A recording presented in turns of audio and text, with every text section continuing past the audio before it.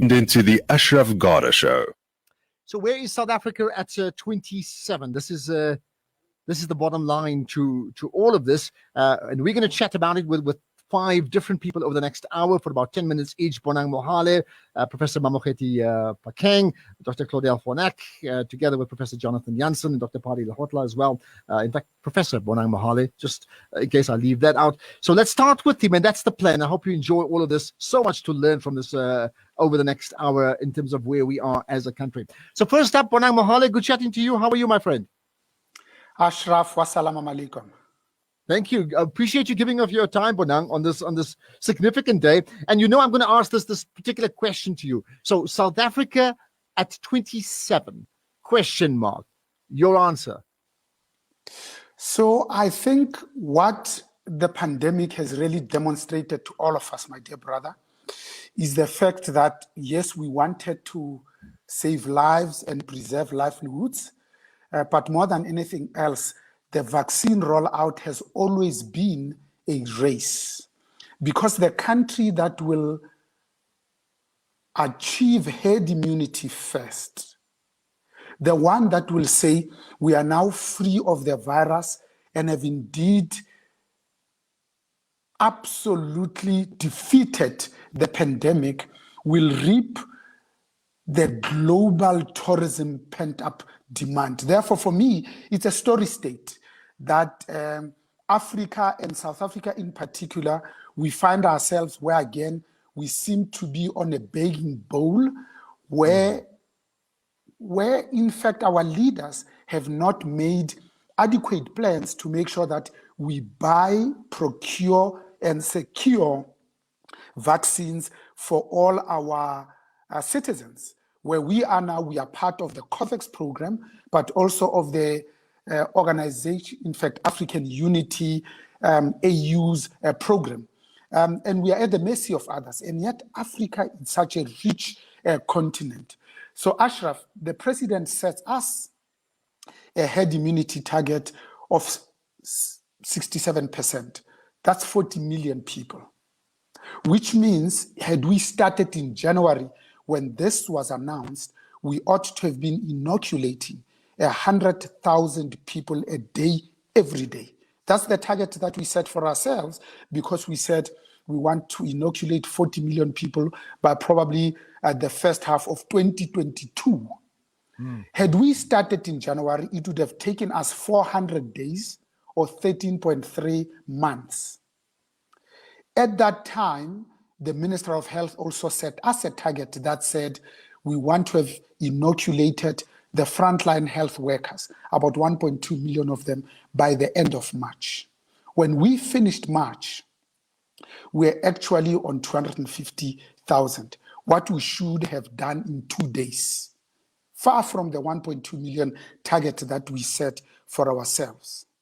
In fact, where we are now, when the Johnson & Johnson's 31 million doses arrive and the Pfizer 20 million doses to make a total of 51 million ultimately lands and we start inoculating, it will be in May, which means our run rate can't be 100,000 a day anymore. It has to be more than 250,000, more than like 300,000 a day every day, if we really want to defeat this. Otherwise, we will be forever behind. When pre-COVID, our tourism contribution to the GDP was 9.8%. During COVID, it came down to 7.9%. We know that for South Africa, this is probably the biggest forex earner, but also the one part where we can create jobs in large quantities for both oversized and outsized impact. The hospitality industry in totality employs more than 1 million people. We have not made adequate plans to make sure that we are able to accommodate and indeed increase that. When you consider that South Africa has everything that Ms. Tourist and Mr. Tourist would ever want, I think we should be on 20% of the GDP. just I contributed find it by interesting. tourism. I mean, I just want to just give perspective. I mean, your current position, you're the chairperson of the Bidvest Group, Chancellor of the University of the Free State, former chairperson of Shell, Otis, former past president of the Black Management Forum, and that book, Lift As You Rise. I think all of that gives us context in terms of who you are, right? So I've asked that question, where is South Africa at 27? And I see, I mean, you've chosen of potentially 20 different options to focus on the vaccine rollout. Why is that? Because this is probably the single most important, critical challenge that is confronting us today. When you consider that when the pandemic hit us, Ashraf, we were already prostate, face down, absolutely finished, because we had just emerged from Moody's downgrade into sub-investment grade, sometimes colloquially called junk, joining the other two. Secondly, we had just emerged from a recession, not a technical recession, where it hit our people in the back pockets, where it matters the most. Lastly, of course, we were just beginning to make plans to deal and see how we get ourselves out of these 9 wasted years of absolute state capture. So 4 things that have hit us. Each one of them would take any country a minimum of 7 years to come out of. We are in the woes, in the throes of 4 of them simultaneously, concurrently, and in parallel. So we are in a spot of bother. So when the president what would you be fifth, doing differently? Yeah, what would you be doing differently then, Bonang? I think for me, what I'll be doing differently is to use the leverage, the force, the impetus of the companies I'm associated with. Bidvest, for instance, employs 135,000 people, has 6 divisions, 350 companies. If we can save livelihoods, we can give our people their dignity back. We can give them their self-respect back, because unemployment at 32.5% with a narrow definition means that we have lost 3.2 million jobs as a direct result of the impact. Net, it's 2.2 million, having created 780,000 jobs. We're talking about creating 800,000 job opportunities in 3 years.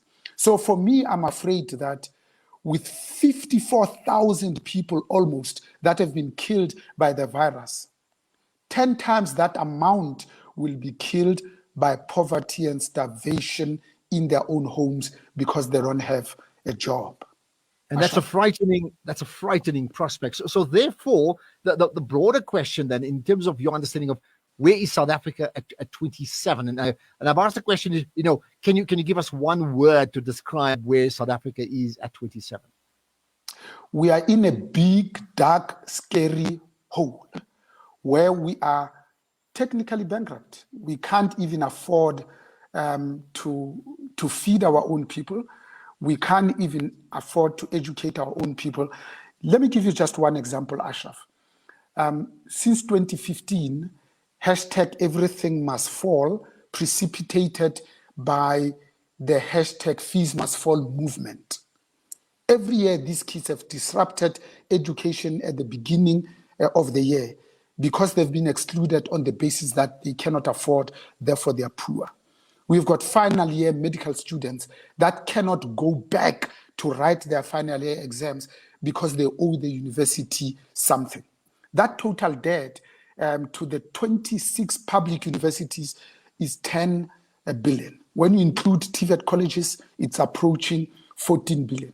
And yet, in 6 years, we haven't made a plan to deal with the 50 billion that is required to give fee-free education to everybody. If we include only those people that have a combined household income of 350,000 and less, we are really talking about 20 billion. But we have the money to bail out South African Airways by another 10.5 billion. So you can see that we could be more deliberate and more purposeful, Ashraf. Okay, you raised lots of things, and hopefully if we have another conversation like this on this platform, I'd love to discuss that in detail with you. But I'll leave you with this last thing in 1 minute, right? So on Freedom Day, 27th of April now, 2021, notwithstanding all the things you've said, what is there to celebrate, Bonang Mohale? We celebrate the fact that the biggest injustice is exclusion. At least 27 years into democracy, we feel included. We can vote. We can choose our own leaders, even though they disappoint us from time to time. Thanks, Ashraf. And that's where we're going to leave it. Bonang Mohale, I appreciate your time. The chairperson of the Bidvest Group, also Chancellor of the University of Free State, former past president of the Black Management Forum. Some really important, fascinating insights in terms of where is South Africa at 27. We'll get another take on that with Dr. Claudelle van Eck right after this.